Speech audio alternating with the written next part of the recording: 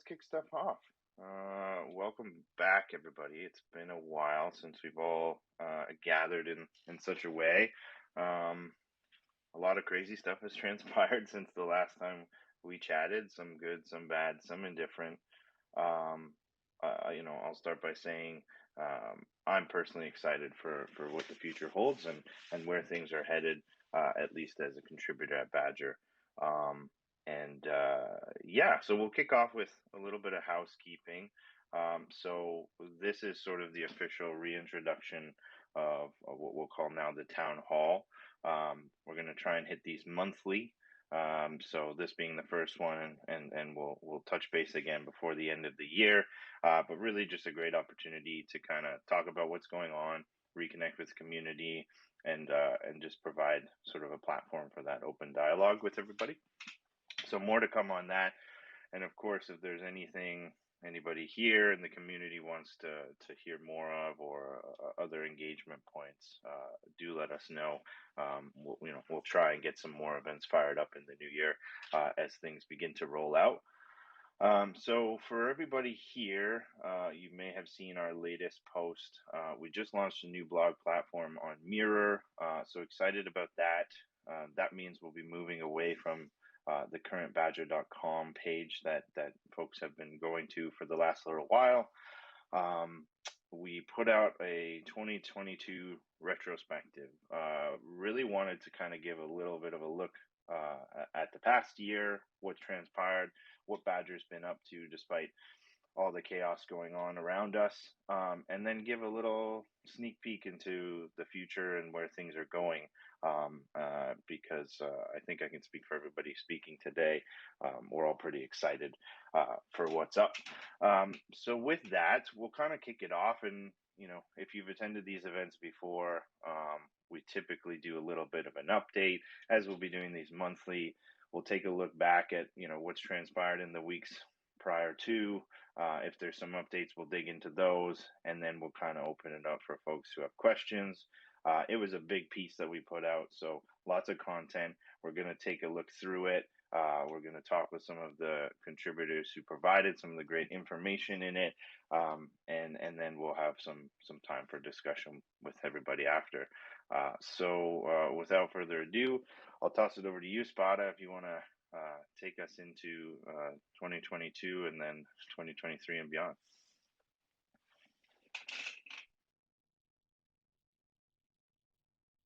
I think he needs to come up on the stage, right? He's up. Spot, are you there? Sure am. Can you hear me all right?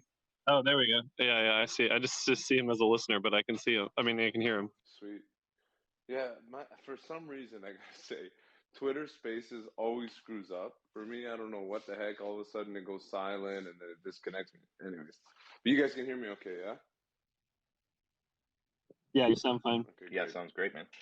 Yeah, I'm pumped to get the community conversations going. It's been a little while. There's always been a lot of solid conversations and just insight from everybody that cares about the direction of Badger and what's been cooking. But Will, you spoke to all the details in the 2022 retrospective. It's been a hell of a year.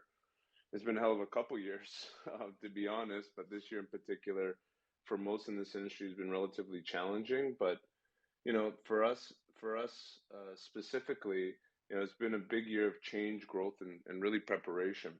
Because when the market's on fire like it was in 2021, majority of 2021 in particular, like it's this big wave, and you're accelerating so quickly. You're bringing products to market, new contributors are getting involved, like DAOs in their own right, and what they actually even are starting to become a little clearer. And it's just everything's moving extremely fast. So this year in particular, we're able to sit back and say, okay, let's expect a few more years of a tough market. And with a tough market comes the need to kind of batten down the hatchets and get our finances under control and really build a strong runway, which was an important part of the first half of the year, and really understanding and changing what the operational framework looks like for contributors and service providers and all those types of things. So it was Not easy because again, we're going to write in this playbook from scratch, but that was a really big initiative that I think has put us in a really solid spot for the next couple of years. But then, of course, as usual,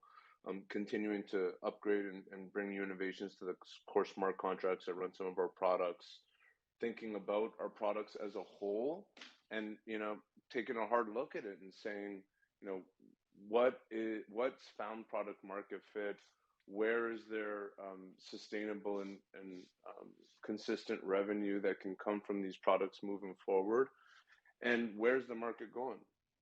So going through that exercise was very eye-opening. I think with a lot of this tech that's being built, it's hard to get specific numbers and data to support some of those more product-oriented decisions, which again, we took, a few contributors in particular took quite a bit of time this year to put that together and almost build an automated um, profit and loss statement that pulls in data around our different product performance and our revenue and expenses and things along those lines. So that in itself really helped with the first part that I talked about.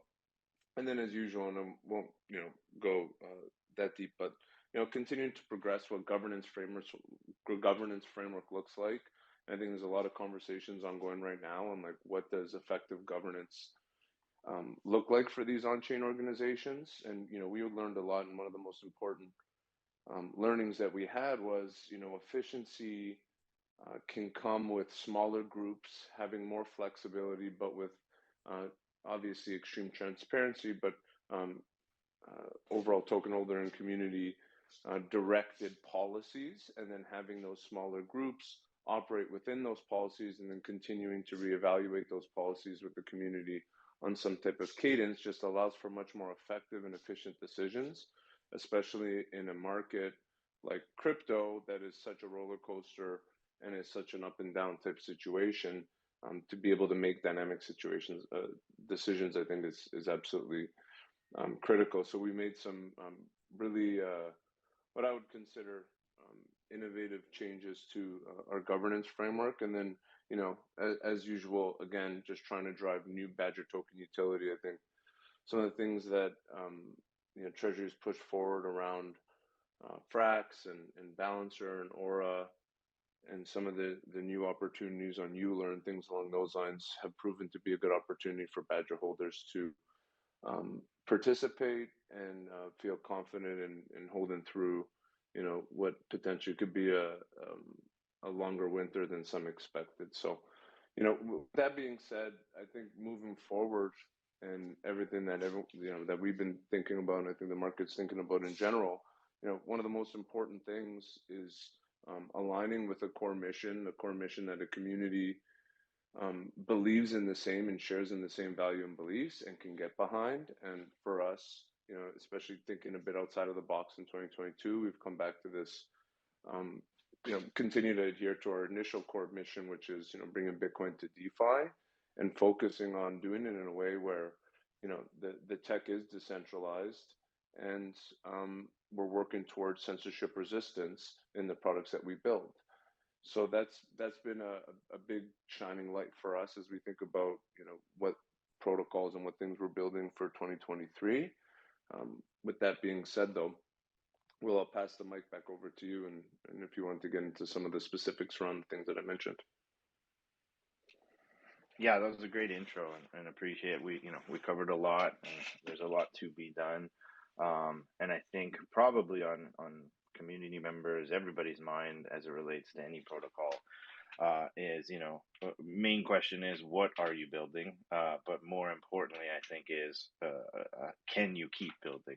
I think that's a good segue into talking a little bit about the finances and some of the upgrades we've made operationally. So I'll hand that over to you, Lip, if you'd like to dig in and let folks know what we've been up to in that regard.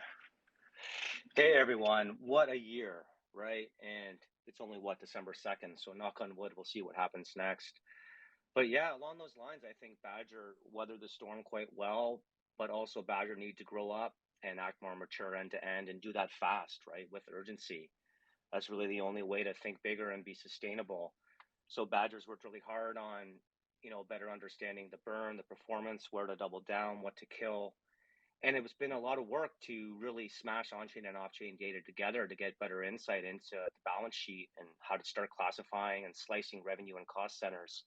And as Spada mentioned, we're close to having that almost real time and being public.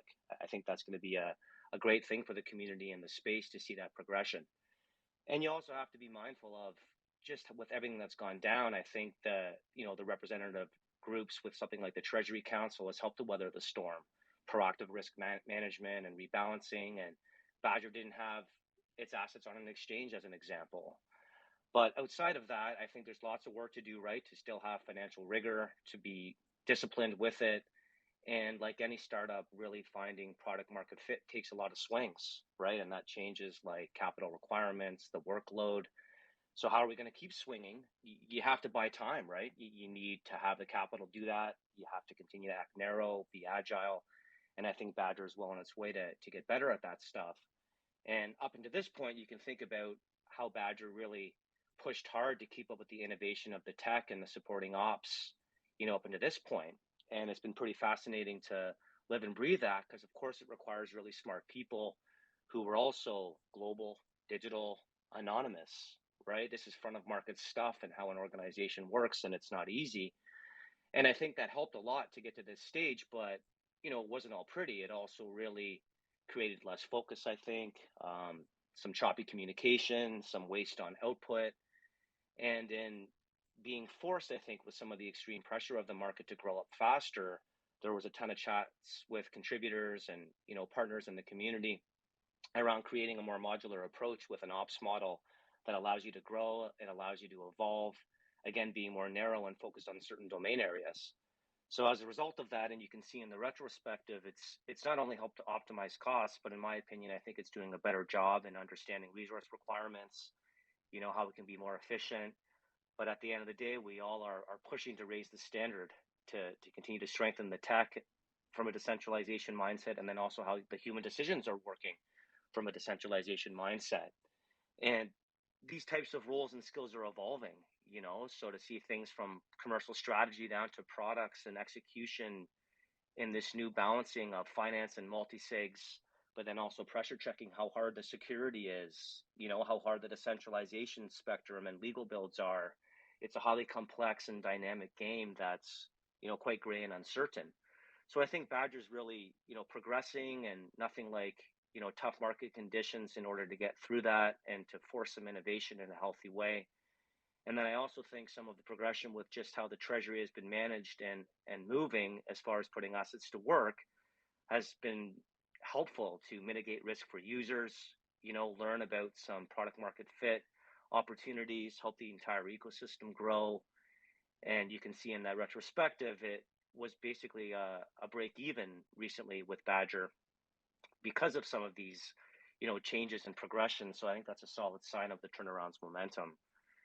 So then if I kind of think about, as we get to 23, we got to continue, in my opinion, to act with, financial discipline and rigor, better transparency. As we mentioned, the numbers are very close to being public and a close to real-time dashboard for the community. And that modular ops model has had some good consensus across many conversations with active contributors, how we can continue to be narrow, improve communication, raise the standard, and be very mindful of better efficiency with decisions and costs. And then from there, I think it's also pretty cool to see some of the progression with just the representative decision bodies, with like the Badger Council, the Treasury Council, and active contributors continuing to focus on improving the communication and some of the cross-functional work to support day-to-day decisions. And there's more progression coming out with that soon. Yeah, that was a great overview, Brian. And honestly, I think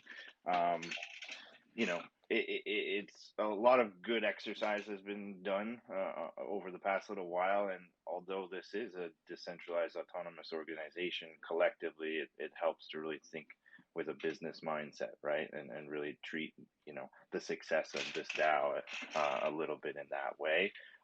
So, a good lead into some of the established treasury policy stuff and work that was done this past year, thinking about that bulk of assets as an opportunity to sort of grow that runway even further and generate additional revenue. I'll pass it over to 1500 if you want to talk a little bit about sort of the successes of the past year, and the policy and sort of Treasury Council that it all stemmed from. Yeah, I mean, I think product is really exciting, and it's fun to watch it, come out and get used, and that's what we're here for. But a little bit less of the, flashy stuff, the things that have been going on behind the scenes, which I think Badger has been extremely innovative at over the last year, is, how do you continue, like you said, have a business mindset but operate as a DAO, and we consulted some TradFi people and worked with a lot of different thinkers in the space and came up with this like general treasury management policy, which has been a huge success financially, and remains in DAO control, in the sense that it's a team of 9 people making decisions, and there is a veto available for general governance if they see any mismanagement going on. And I actually have come to realize that this was a really big missed opportunity, like across the entire DeFi ecosystem. That if more DAOs had things like this in place when the prices were really high, we probably would have been able to, capture some more of that money as a DeFi ecosystem in general. And yeah, so if you go on our the Badger forums, you can read all of the Treasury decisions. Part of the policy is that after these are executed on chain, that the decisions are published, so you can see and monitor how things are going. And yeah, we've had huge success in creating some new programs for the Treasury, and then also just sort of organizing and simplifying things. The way things are organized in multi-sig wallets now are much more straightforward, easier to track. We created this program with Ribbon Finance for selling call options, which was really successful, not only in generating some revenue for the Treasury, but this is also a good thing for users and Badger token holders, because it allows the token price to not be so wildly volatile. It creates a bit more stability in the price by allowing these market makers to hedge against their market making, so they're more willing to make the markets, right? And then we've been basically trying to get as much Badger token utility on chain as possible. I think Spada had mentioned Euler Finance, where you can borrow Badger tokens, which apparently someone is doing right now.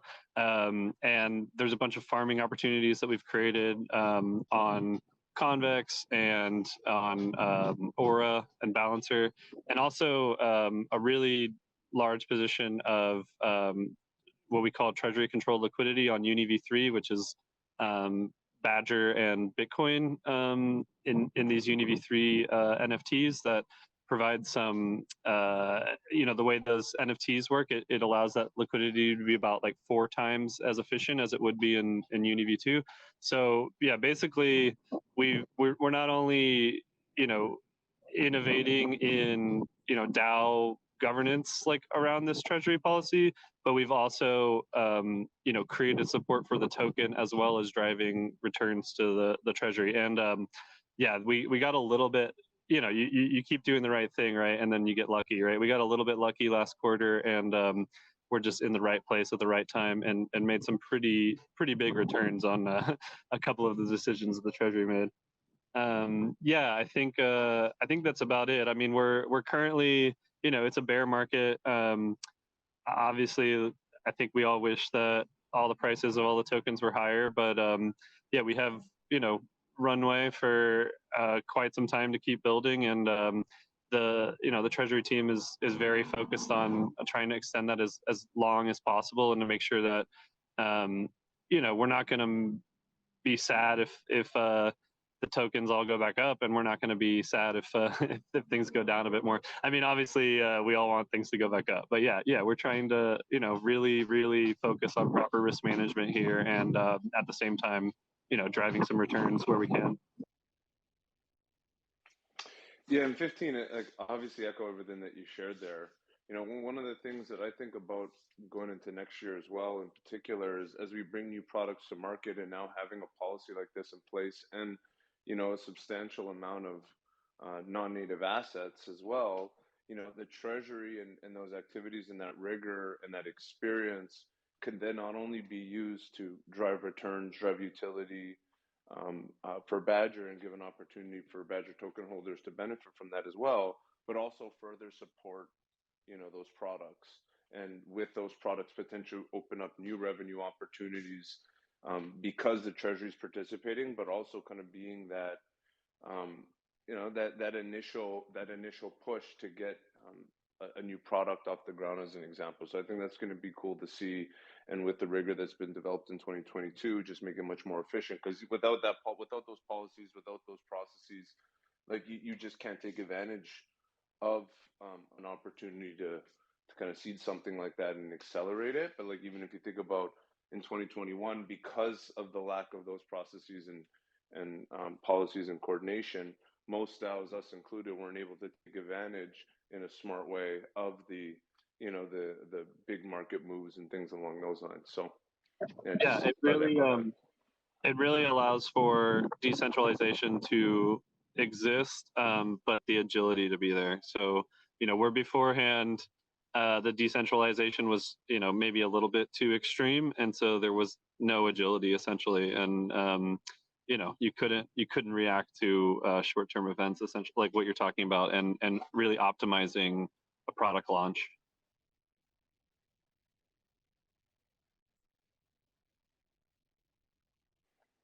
Yeah, great. Yeah, and I think I feel like the segue guy today, but ultimately that leads into sort of a great area, which is around governance upgrades. I know, Spada, you mentioned policy.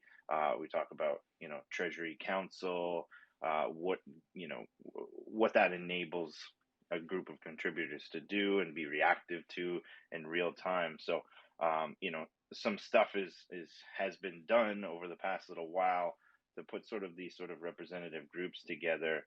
And we have Freddie joining soon, but Lip, do you want to maybe give us a little bit of a insight into some of the adjustments, I guess, or upgrades that have been done over the past year around this to sort of help add that agility and help the decision making process through?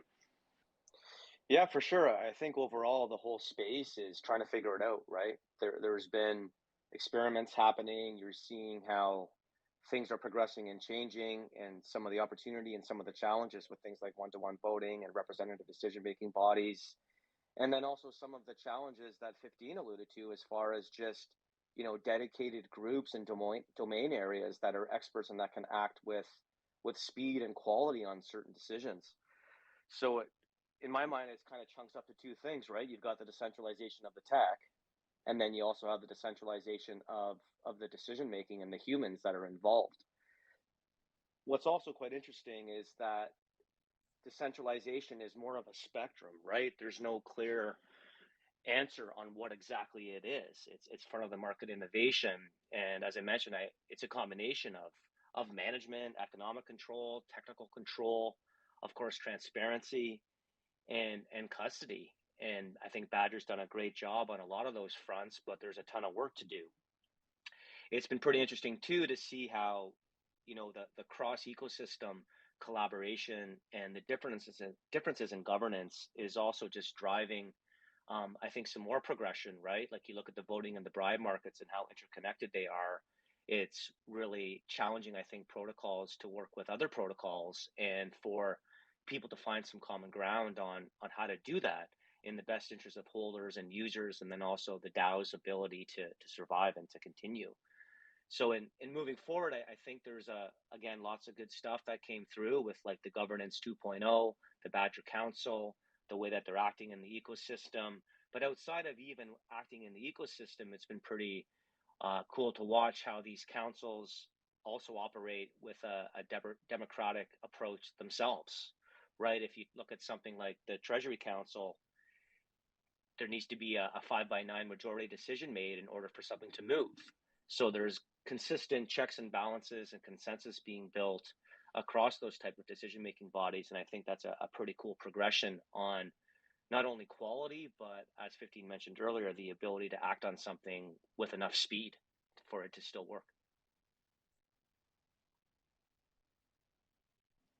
Yeah, Freddie just joined us as well.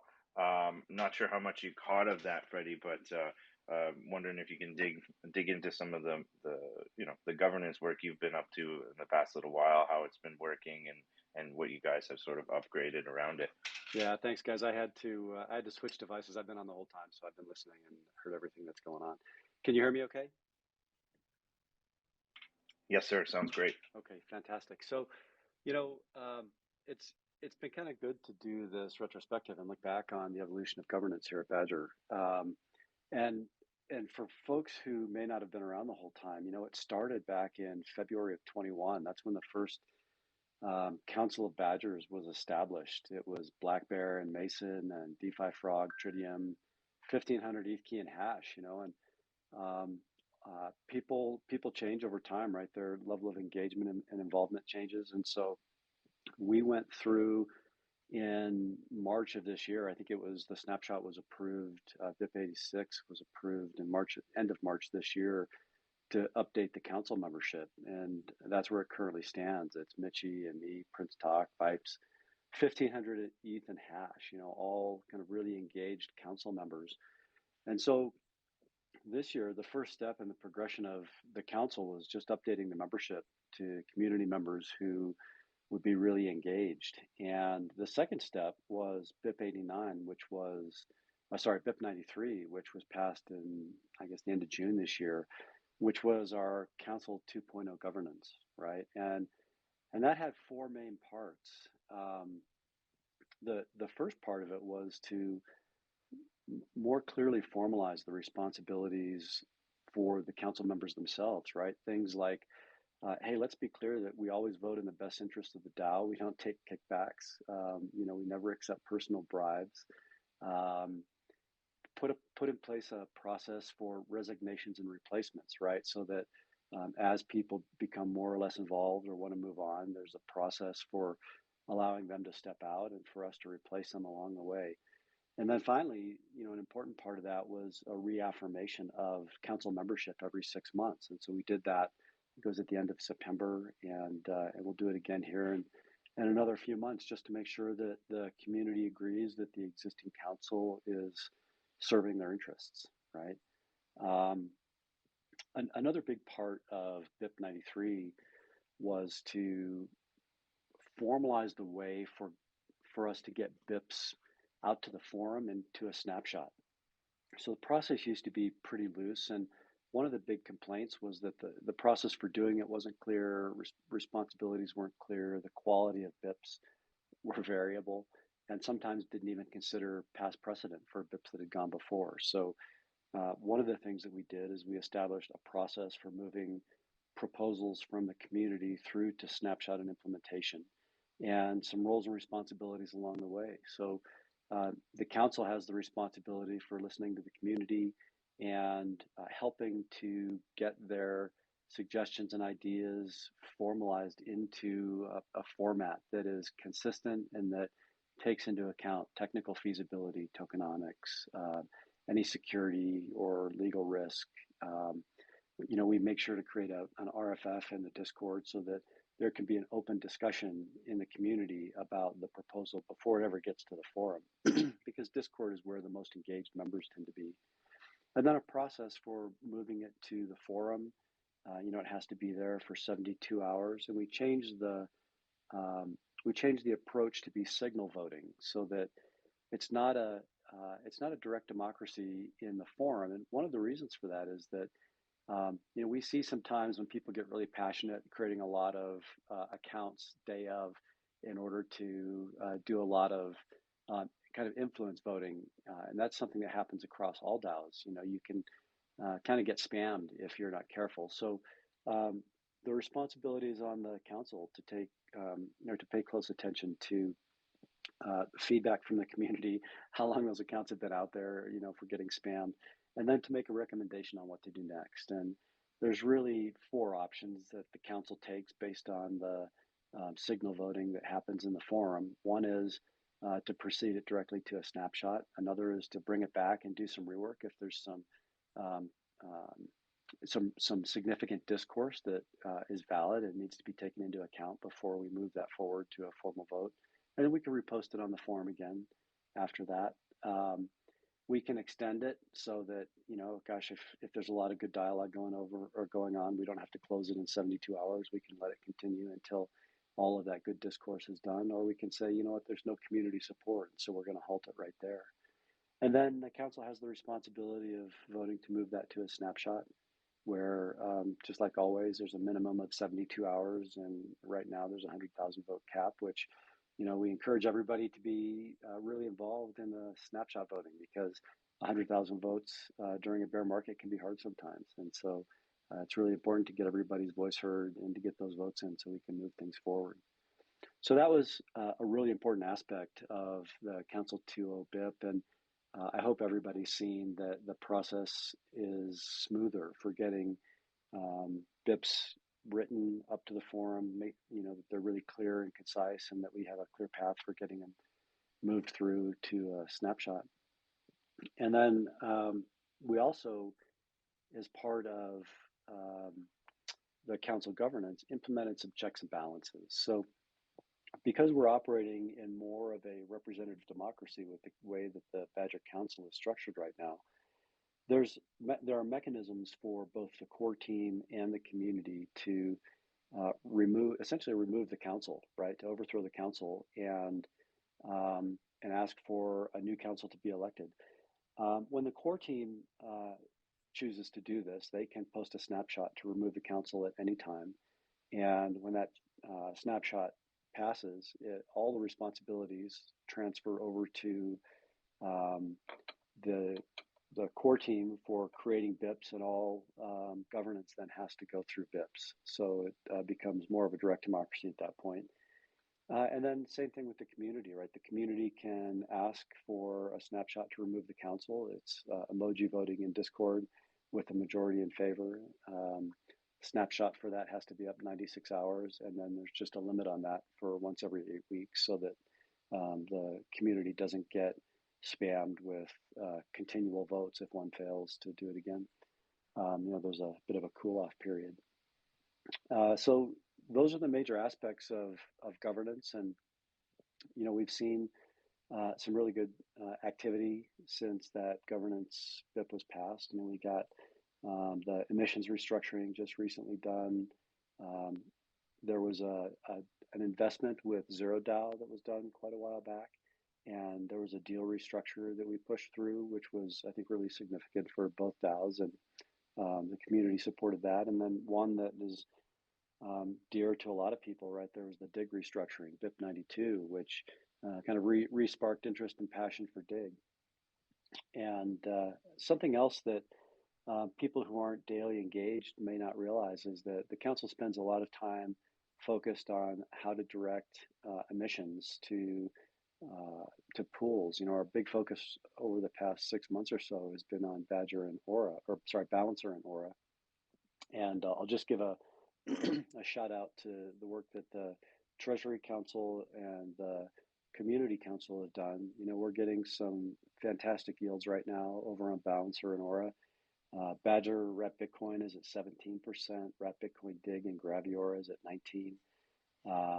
Graviora Orabal Wrapped ETH is 34%. And then the big one, this is thanks not only to our work, but also to a loyal whale that we have that is a Badger holder.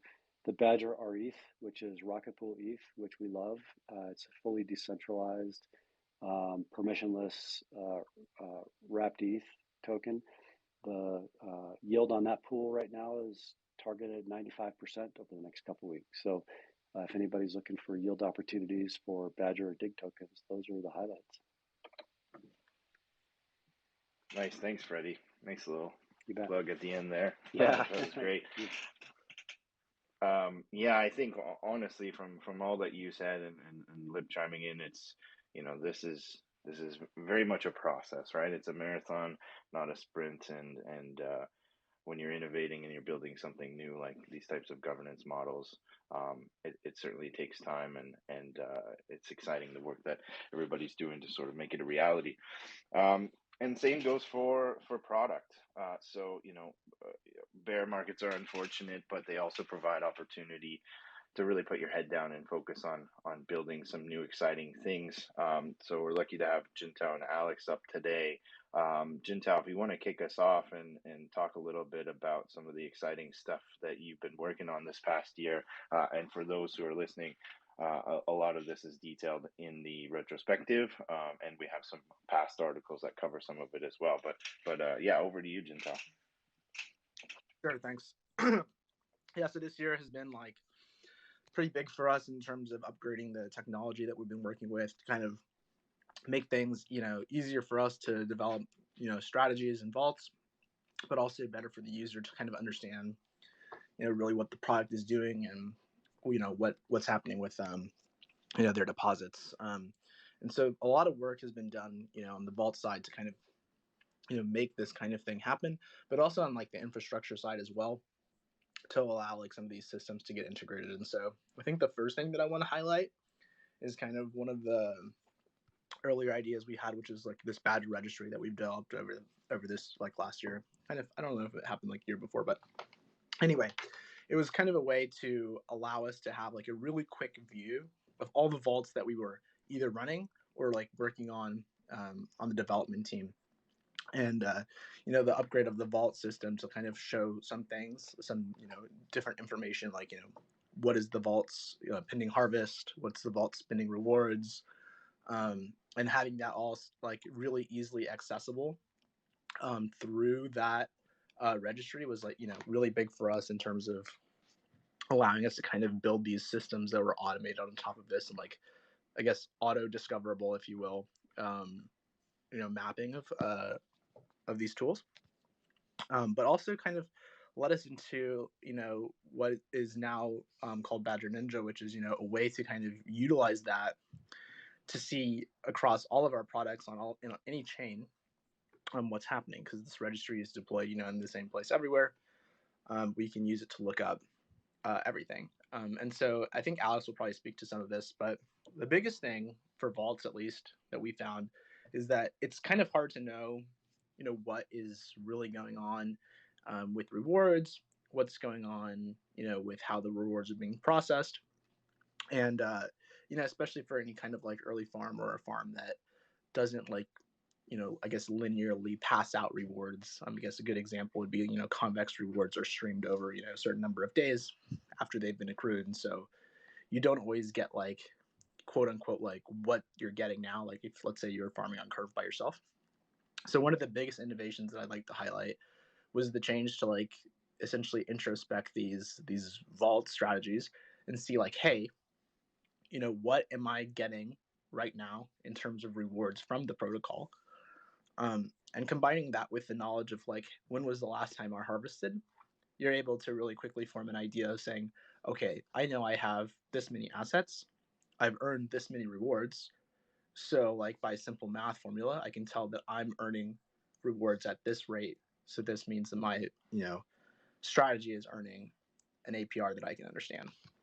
And so really showing that to the user and like where it's coming from, and specifically like what are those rewards at any given time was really important to us to kind of make this a really transparent product so people can understand exactly what's happening. And just because rewards can be calculated in many ways depending on like someone's knowledge or lack thereof knowledge, right? And so to be able to just show straight up what's happening was really important to us. um, yeah, so I think that covers the majority of it, in terms of like what we can show, just because like now we're able to show those things at any time. And I guess one piece that I would like to highlight is that tooling actually has two parts, right? So it has this what are we earning now, but it also is able to monitor what return is the vault actually getting after a harvest. So that's really important because if you harvest poorly or you make some bad trades in illiquid pools, for example, you can get really wrecked and lose all of the yield potentially, or significant amounts if you go through like really shallow pool. And so this system allows us to monitor that and compare those values, and set up an alert system that quickly alerts to any kind of issue where a pool is experiencing like a severe harvest problem, and the vault will not harvest then, and so we protect our users in that way too. um, there's some more stuff we've done around rewards and on-chain pricing, but I think probably Alex, since you're on, it'd be good to hear you talk about that.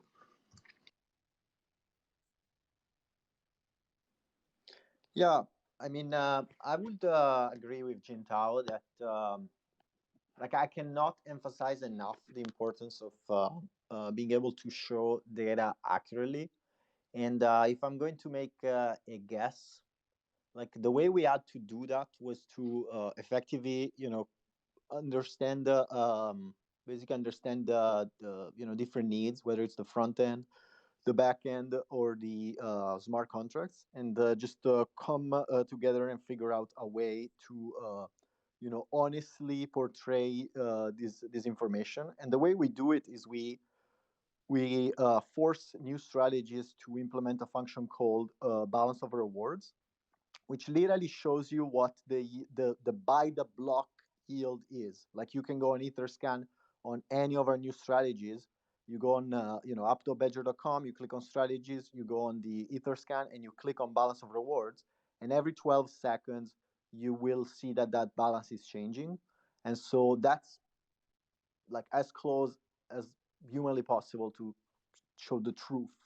And then the other side of it is the return value of harvest, which enables us to figure out off chain what the actual harvest efficacy or efficiency is going to be, in order to monitor proactively whether a swap path is wrecked, etc.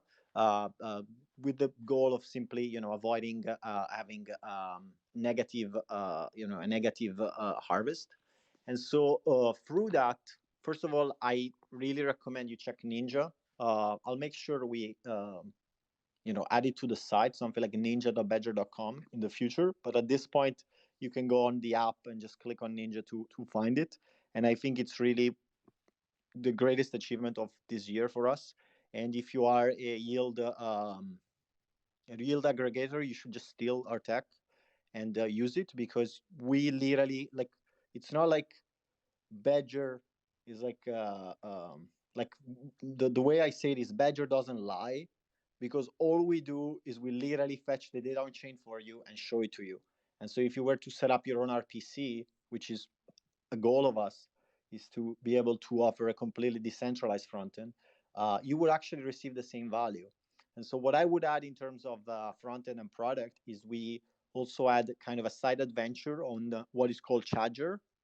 You can find it at charger.eth, charger.eth.limo. And there's also a repo on the Badger GitHub. And basically, Charger is a completely decentralized front end. The main downside of it is that it's going to show you numbers that may look like gibberish, because it's going to show you the real balance of each token that is being farmed.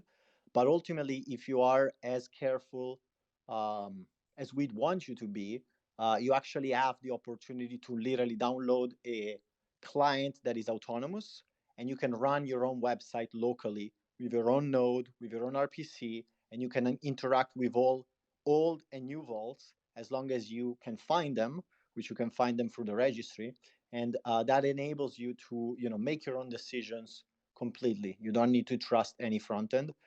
It's not particularly well advertised, the fact that you can do this. However, if you do want to do this, the tech is there, it's built. It's literally just a matter of being able to use Git and downloading the repo and running your own client. So that's a big achievement on that end.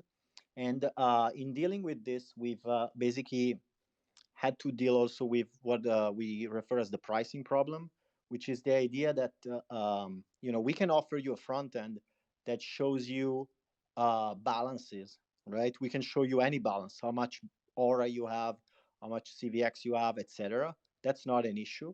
The problem is how do we convert that into a piece of information that you can understand? And so the answer is we will use a pricing API. But if we assume a completely adversarial environment, then obviously we just created a new security vector, a new attack vector, because if you can tamper the APY calculation or the pricing calculation, then obviously you can deceive people. And so at this time, the biggest challenge in having a completely decentralized front end that offers the same user experience as a completely centralized one has to do with pricing. And so we've went through 4 different iterations of what is called the on-chain pricer, which if you're a MEV researcher or student, you should go check it out, to be honest, because it shows you how to fetch prices from the majority of liquidity sources on mainnet, such as Balancer, Curve, Uniswap v2, Uniswap v3, and various forks as well. And so what we did with that is we ultimately just integrated all these AMMs with the goal of finding the most liquid and most accurate quote. These are spot quotes, so we are still it's still not a quote you would use for like a landing for a landing protocol because it can be tampered. However, what this does is it actually offers the opportunity of integrating this pricer, which is a smart contract. You can verify it, you can figure out how it works, and you can use that as your source for pricing for the front end, which is the next step towards a completely decentralized front end. The last piece of the equation that we're missing will be a generalized ZAP architecture, like a way to figure out how do I go from, let's say, Aura to Graviora. How do I do that? Well, somebody has to tell you how to do it. And so that's the piece that we're missing. But the second we figure out a way to trustlessly prove how to basically get from a token A to token B in a generalized way, then we will be able to produce front ends that through various smart contracts that basically produce all the data you see, they offer completely trustless data, as in you literally just read the contract and you can figure out how it works. But at the same time, they become uncensorable and they cannot be tampered with because you can run your own node, you can run your own RPC, you can basically verify all that data. I'd say we are in the middle of figuring this out. Hopefully, other teams can just also fork our work, which is I can speak for myself, but it's full GPL, which means it's for the community and nobody can take it away. It's not gonna be, MIT compatible. It's GPL.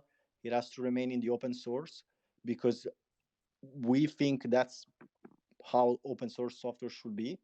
If we work for the community, it has to stay for the community, and so that's one of the biggest things. And the reason why I make such a big deal out of it in specific is that you can go and check for let's say BVCVX or Graviora, and you can realize that beside upgrade risk, which we're going to be removing, but beside that, the only risk you have as a Badger depositor is whether we are able to steal yield from you.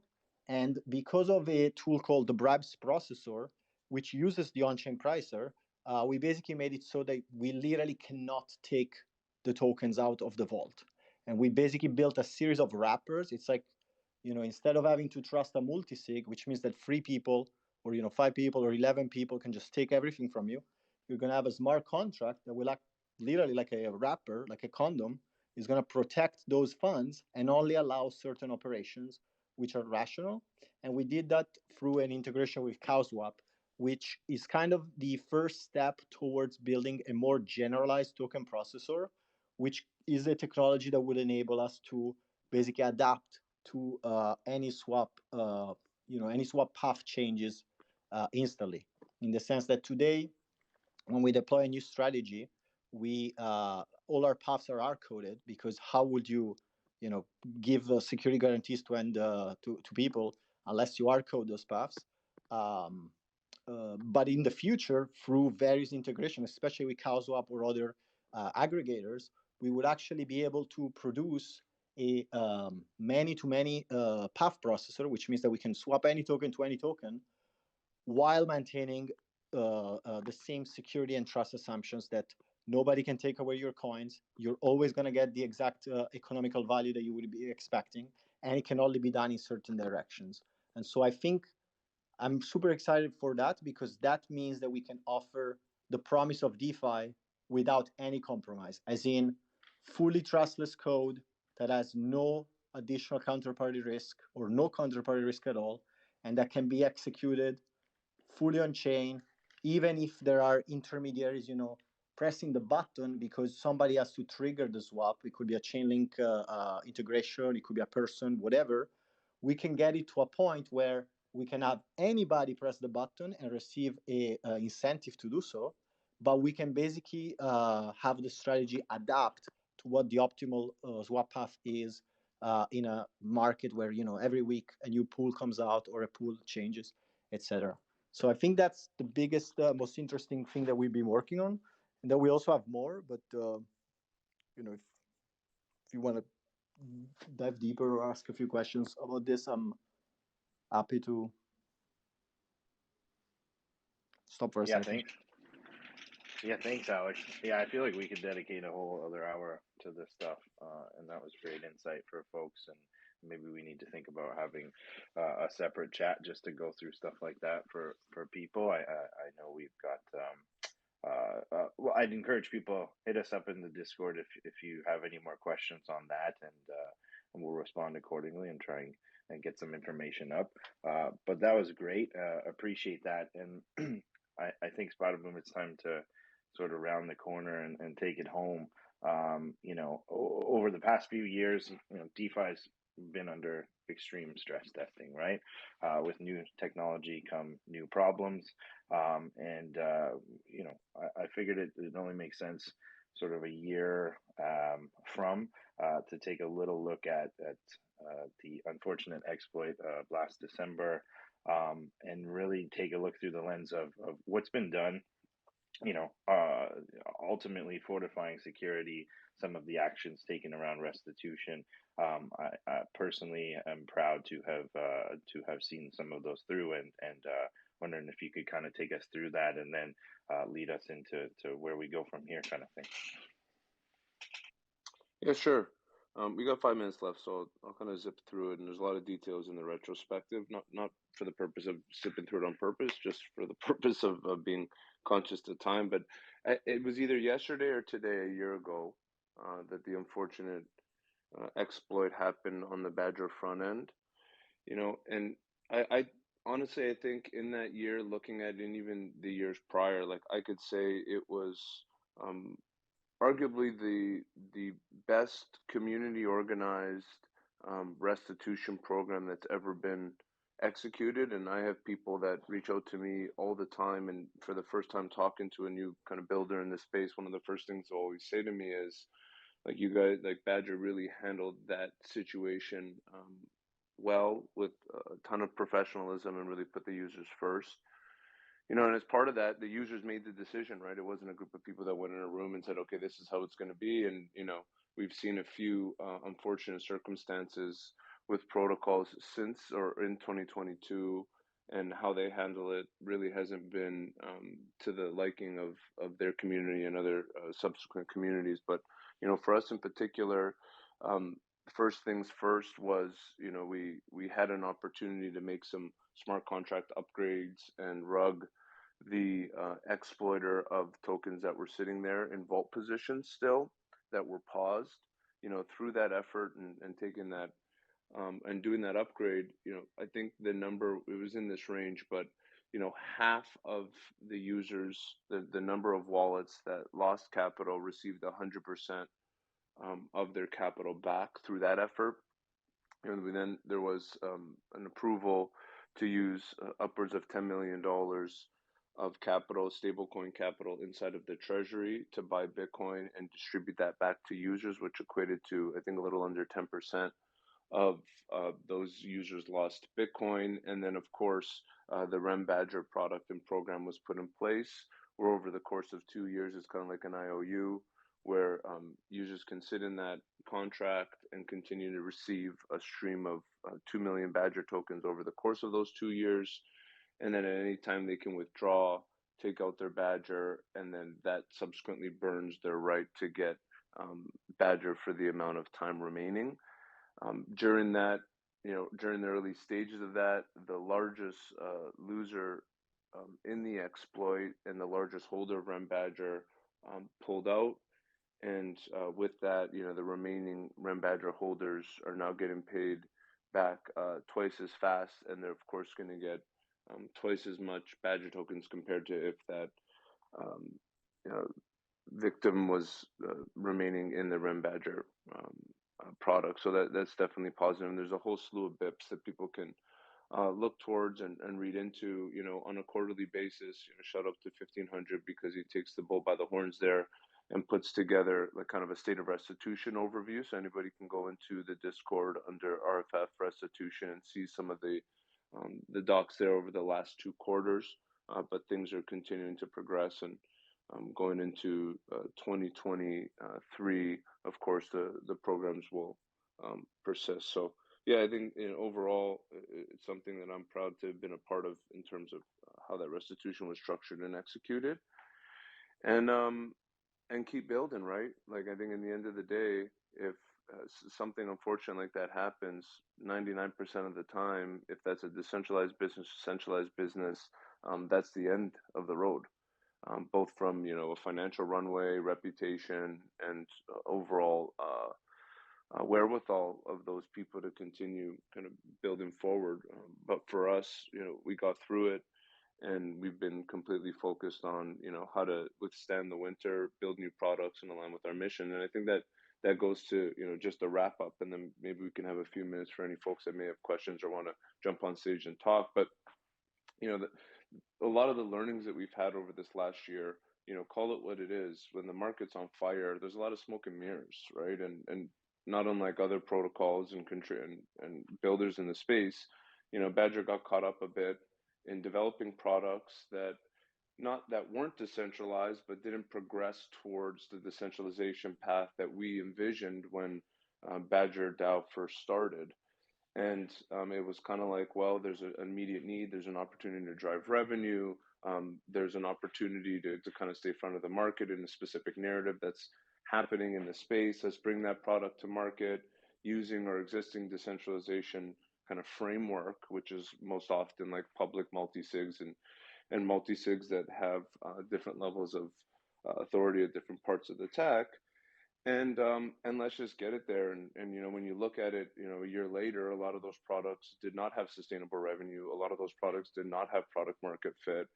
And we needed to ask ourselves as contributors, like, what do we want to double down on? What do we want to focus on? Because I think with the bull market comes a lot of distractions, and you're juggling a lot of balls. And what we learned is we continue to see an absolutely enormous opportunity for Bitcoin in DeFi. If you even look at Bitcoin in DeFi, and everyone was talking about, there's 200,000 or 300,000, 1% of the supply has been brought over to Ethereum, blah blah blah blah. If you look at it, like 90% of that WBTC, which is the market leader there, was ported over by 2 or 3 actors that have subsequently gone bankrupt, right? Like the 3ACs of the world, the Celsius of the world, the FTX and Alamedas of the world. Like that's where a lot of that was happening. There's a clear lack of supply from people with Bitcoin to want to use bridges, bring Bitcoin over to Ethereum and other chains and use them in DeFi. That the demand doesn't exist. People are not bringing that over. And with that, unfortunately, a lot of the assets, BTC assets in particular, but stable coins as well, they're built now into the foundation of DeFi, and unfortunately, they're not censorship resistant, right? There's centralized groups that are under authority of certain governments that can take the steps to blacklist contracts and wallets, and we saw this with Tornado Cash, and that's just if that continues to be at the foundation of DeFi, it makes it next to impossible to build, layers on top of that foundation to ensure that anybody anywhere around the world can use these financial rails. And for us in particular, building a decentralized and trustless BTC that's native to Ethereum that helps solve this demand and supply issue, i.e., you don't need people with Bitcoin on the Bitcoin network to bring it onto Ethereum. It's native to that network, and from there has additional value propositions as a credit facility and so forth. But like that's become, and it's clear for us that it needs to be developed and built, and that's what we've been focused on. So as we look into 2023, it's about continuing to be focused on that, continuing to have this enormous financial rigor because you're going to need it as the markets continue to be choppy. Working towards upgrading our governance framework and pushing forward there. We've seen a few things in 2022 around, you know, DAO governance being pushed to its limits, and also like regulatory pressure on certain DAOs and how people participate in DAO governance. So working towards how you can create better protection for people to participate in this ecosystem, Badger and other DAOs included, is obviously a top priority for us. And driving more Badger token utility. I think we did a great job this year at that. I say us, meaning everyone in the community across the councils, contributors, and just in general. And that needs to be a focus for 2023 even more so. And as we build these products, we need to build them, and protocols, we need to build them with two core principles top of mind: censorship resistance and decentralization. And if we can do that, we're going to have an impact for years and years to come in the technology that's developed and how people can use that technology and build on top. So that's what gets me very fired up for 2023 and beyond. And I'll pass it back to you, Will, but if anybody wants to kind of jump up and say what's up and share any feedback or questions or whatever. Yeah, thanks, Bob. It's been a great overview of everything, and for those who have read the piece, this was just a recap, and for those who haven't, it's a bit of a TLDR, but I encourage you to check out the mirror. So yeah, I mean, we took some time to go through it, and I think it was necessary, seeing as we hadn't connected with the community in this way for a while. But if anybody would like to come up, we'll give it a minute or two to see if folks want to come chat or have any questions from what we've chatted about today. Yeah, just request to speak and we can bring you up.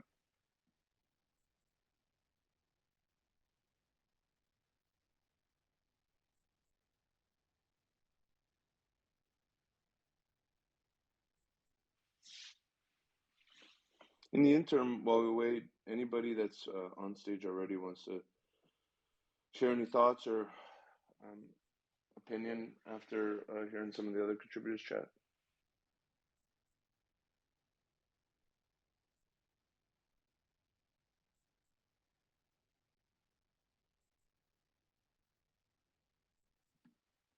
I mean, personally, I'm fired up, right?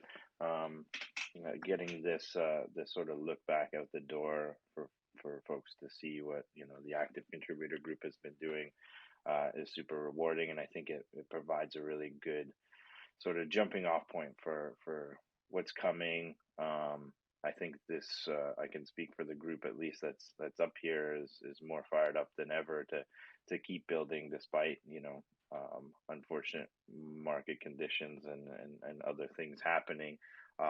And it's just a constant learning, right, for everyone involved.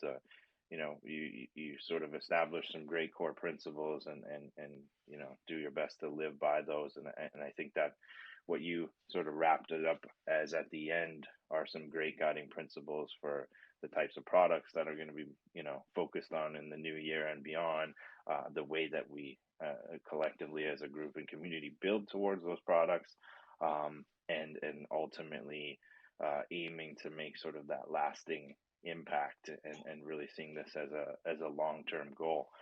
So I think I said it earlier, it's definitely a marathon, not a sprint, and I'm really excited to continue to communicate all the great things that our community is up to over the next while, and really excited for what's to come.